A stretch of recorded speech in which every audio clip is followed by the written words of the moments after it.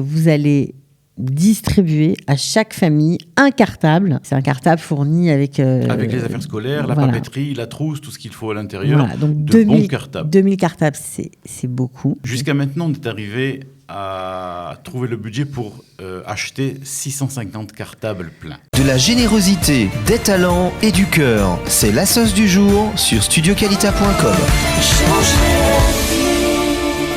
Vous le connaissez, il s'appelle Chaim Bismuth, il dirige l'association Chaim Bahem depuis déjà 18 ans et il est avec nous aujourd'hui pour nous parler des opérations de chesed, d'entraide qu'il lance cette année. Bonjour Chaim, bienvenue.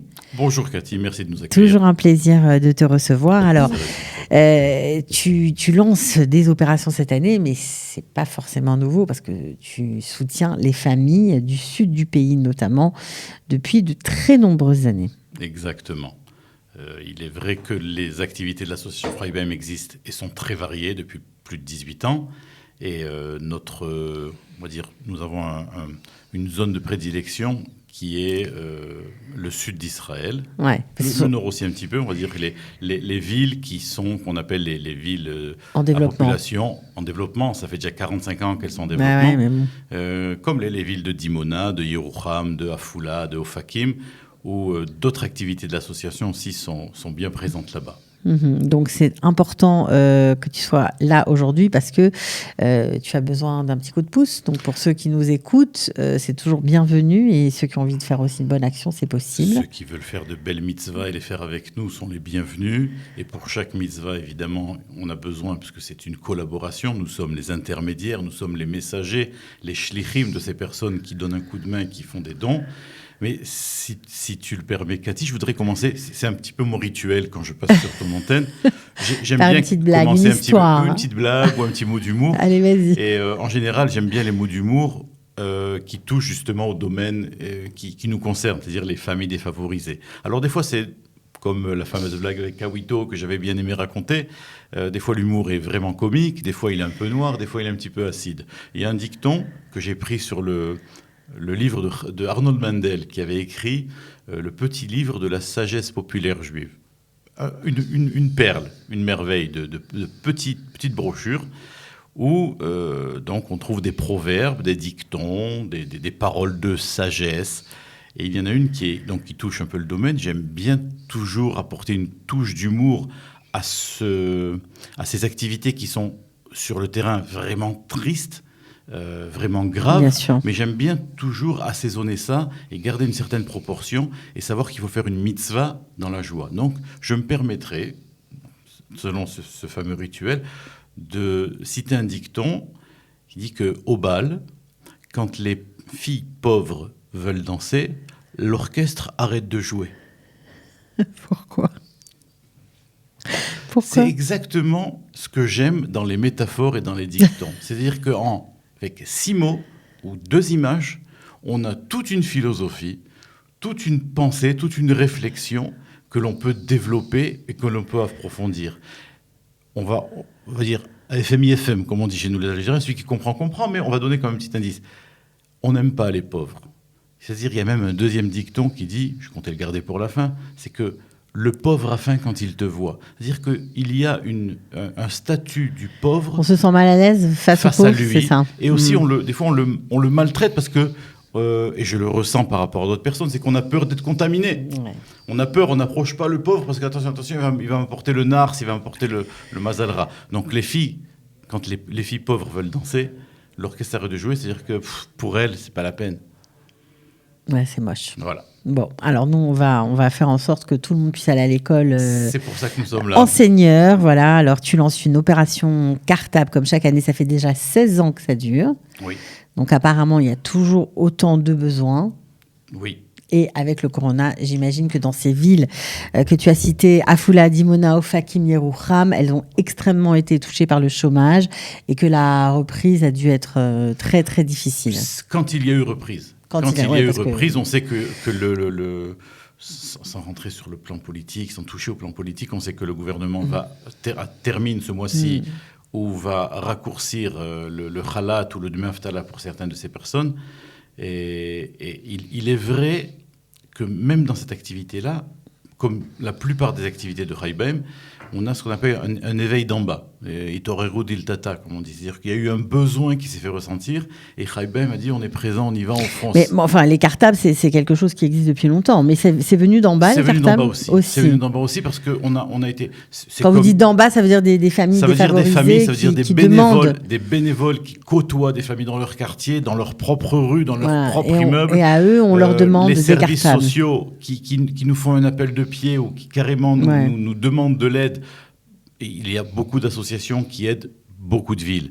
Mais il est vrai qu'on est là toujours l'une pour compléter l'autre dans les quantités. Mais c'est vrai que la demande vient d'en bas. Bien sûr. Alors, vous avez l'objectif, avec toute l'association, de financer 2000 cartables. C'est-à-dire, quand on dit financer, c'est que vous allez distribuer à chaque famille un cartable en chair en os, je veux dire, un vrai cartable.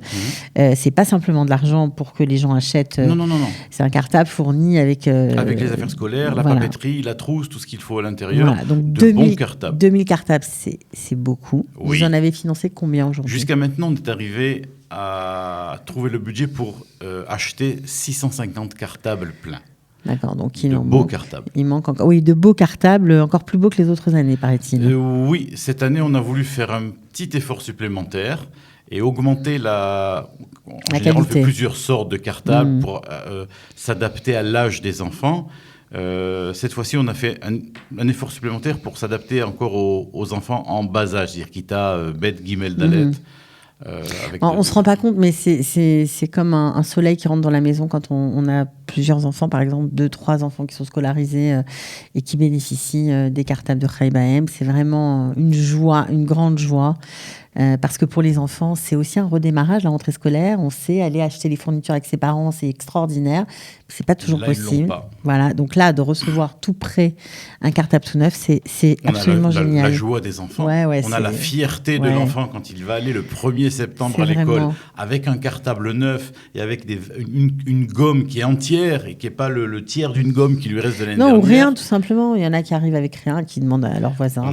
On a eu un témoignage de la directrice de l'école de Hagiva au Fakim, qui nous a témoigné il y a 4 ans qu'à la rentrée, ou tout le long de l'année, une fois que le cartable est déchiré, que les papas et les mamans ne peuvent pas racheter un cartable dans le courant de l'année, les enfants venaient avec un sachet de supermarché. C'est un témoignage réel, vivant. Je le dis et j'en ai les frissons. Et ça me... Mais... d'une directrice, la directrice de l'école Hagiva à Ofakim, on peut l'appeler, on peut lui poser la question, c'est du concret. Donc justement, puisqu'on parle de cette directrice, c'est les directeurs d'école qui vont distribuer les cartables. Comment vous organisez la distribution ? Comme la plupart des activités, à part l'activité des goûters à la récré dans toutes les écoles, il y aura 3 manières de distribuer. C'est-à-dire qu'on va distribuer via les bénévoles de l'association. Dans les quartiers, dans les maisons. Dans les quartiers, vers leurs voisins, selon une liste déjà prédéterminée.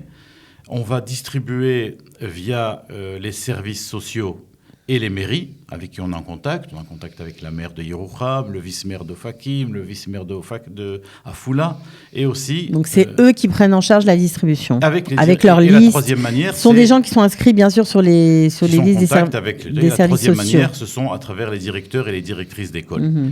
Les mêmes écoles qui collaborent depuis déjà...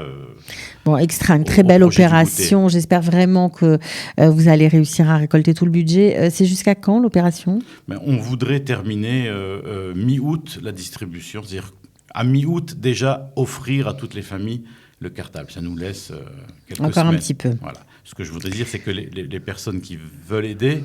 sachez qu'il y a toujours cet avantage fiscal en Israël avec le Seif 40 Veshesh, où vous avez un retour de 35% de la valeur de votre don par rapport aux impôts que vous allez puis on peut donner ce qu'on veut, on peut donner 50 shekels, et puis c'est comme si on avait... Le donner de bon cœur. Voilà. Alors ça, c'est une super initiative, une opération qu'on relaie en général chaque année, et il y a une nouvelle on va dire, opération. Voilà. Nouvelle mitzvah. Voilà, c'est quelque chose que vous n'avez jamais fait jusqu'à présent. Non. D'autres associations le font, mais apparemment, ça ne suffit pas. Voilà. Et vous avez eu des messages, des demandes. On a eu des demandes, on a eu des appels de pied, on a eu encore une fois cet éveil d'en bas, c'était Rodil Tata. C'est pourquoi ? Le lait en poudre et les couches pour bébé. Il y a beaucoup de demandes. On a eu des appels des mairies, des appels de bénévoles qui m'ont dit « Chaim, si tu pouvais ». Et comme nous sommes quand même une association à budget limité, on a dit « c'est pas ce qu'on a l'habitude de faire. On est déjà en difficulté de temps en temps avec les budgets et les activités, les mitzvot à financer qui existent déjà. » Donc sans rajouter, c'est pas toujours simple, mais apparemment vous aimez bien écouter ce qu'on vous demande, quoi. Là où il y a une mitzvah à faire, on est preneur, on est une équipe, on fonce. Alors combien de lait, de boîtes de lait vous allez distribuer, combien de paquets de couches? Alors, comme c'est la première fois que nous le faisons, nous avons contacté donc la mairie d'Afula, la mairie de Yerouham, la mairie de Fakim. On a décidé de faire ça d'une distribution périodique, pas constante. À des moments dans l'année. Voilà, à des moments dans l'année, et de voir aussi si nous on peut suivre avec bien le sûr, budget. c'est pas facile. Donc on pense distribuer à peu près 200 boîtes de lait et le double en paquets de couches. 400 parce qu'on couches. est arrivé à un ratio d'une consommation où une boîte de lait en poudre dure à peu près ce que dure 2 paquets de couches pour un bébé, pour un nourrisson. Donc ça, vous allez commencer quand, cette opération? À la rentrée? Non, on espère faire ça avec la distribution des cartables. En même temps, Oui, d'accord. Donc on a jusqu'à mi-août, donc vous avez beaucoup de challenges à relever. On a pris une grosse valise, un gros sac à dos, mais on n'a pas très peur. Non, ça va. Bon, alors en tout cas, si vous avez envie de les aider, vous pouvez vous connecter sur le site www.chaimbaem, ça s'écrit HAIBAHEM.org, ou vous téléphonez au 02 94 00 139 si vous êtes en Israël, bien sûr. Si vous êtes à l'étranger, le site, ça marche très bien. Voilà, j'espère que les généreux donateurs seront au rendez-vous.